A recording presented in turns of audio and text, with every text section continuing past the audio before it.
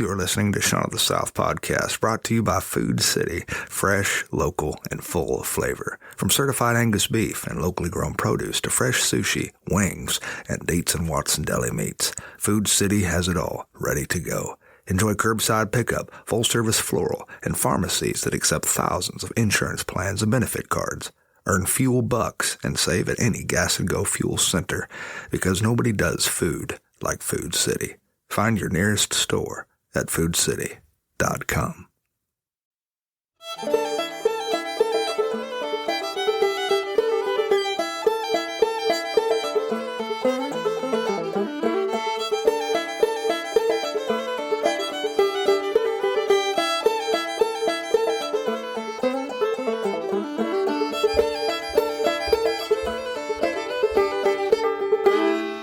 I keep thinking about the Camino. It's always there. It's in the back of my mind.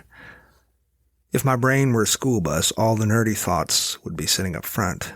These are the responsible, grown-up thoughts, wearing horn-rimmed glasses and neckties and performing important tasks on tiny calculators, computing existentially vital questions such as, do BLTs actually need the L?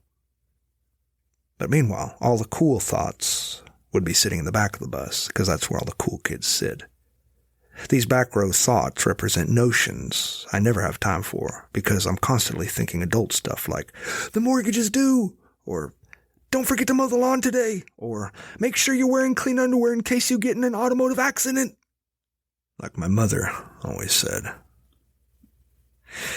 But when I slow down long enough, I find that I'm always thinking about the Camino. That 40-day walk my wife and I made across Spain. I see it all from a different perspective now. See, when you're on the trail, you're immersed. You're living it. You can't see what it is because there is no it. You're part of it. You're saying, Buen Camino, to everyone you meet, and they're all saying it back to you. And you're speaking more Spanish than English. You're walking 10 hours a day sometimes. Hotel proprietors are serving you beer for breakfast without the slightest hint of irony. And your evangelical ancestors are rolling in their graves. But when you're not on the trail, when you stand back to view the whole experience from a distance, it takes on a different light. I'm not the same guy I was when I started the Camino. Back then, I didn't think often about my own personal spirituality. I mean, don't get me wrong. I've always been a spiritual guy, kind of. But to me, spirituality, your spirituality, my spirituality, it was just a thing. A hobby, almost. Like yoga, or kayaking, or campaigning for public office. Spirituality was just a fun thing humans did.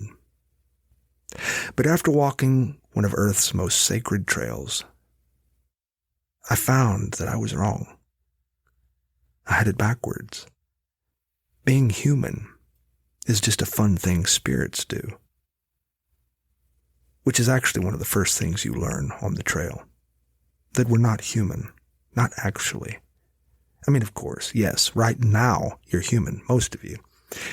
We are currently in physical form. We have human lives, human bodies, human mothers-in-law, human lower intestinal movements.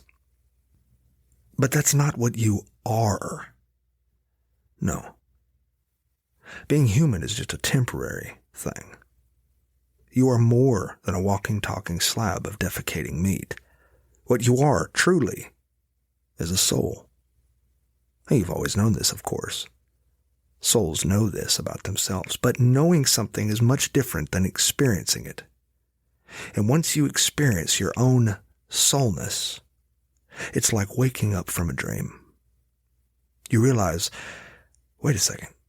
If I am not my body, if I am indeed a soul, this means that, yes, exactly, it means everything. The belief in a soul predates our species. I learned this on the trail from a guy named Mark.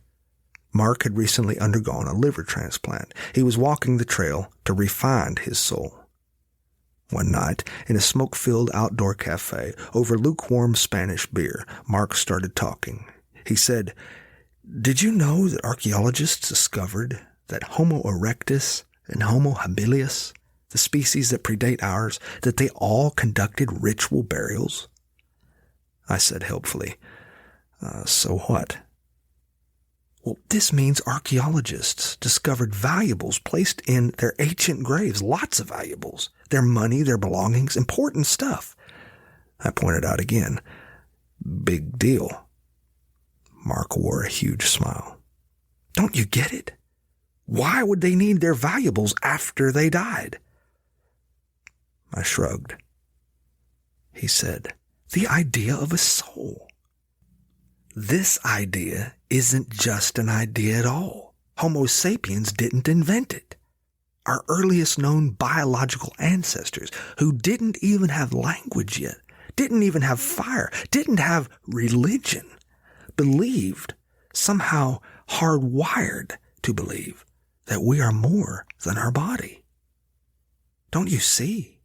The soul, the afterlife, it's not just a happy idea made up by religious leaders to make you feel good and get your money. You and I are genetically created to believe in God, hardwired to find Him, each one of us.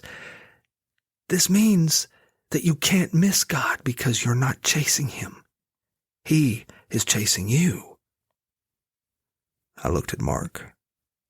He was an older man, covered in dust from the trail and a heavy backpack at his feet. I said, you talk like a priest. He smiled a knowing smile and said, and also with you, my son.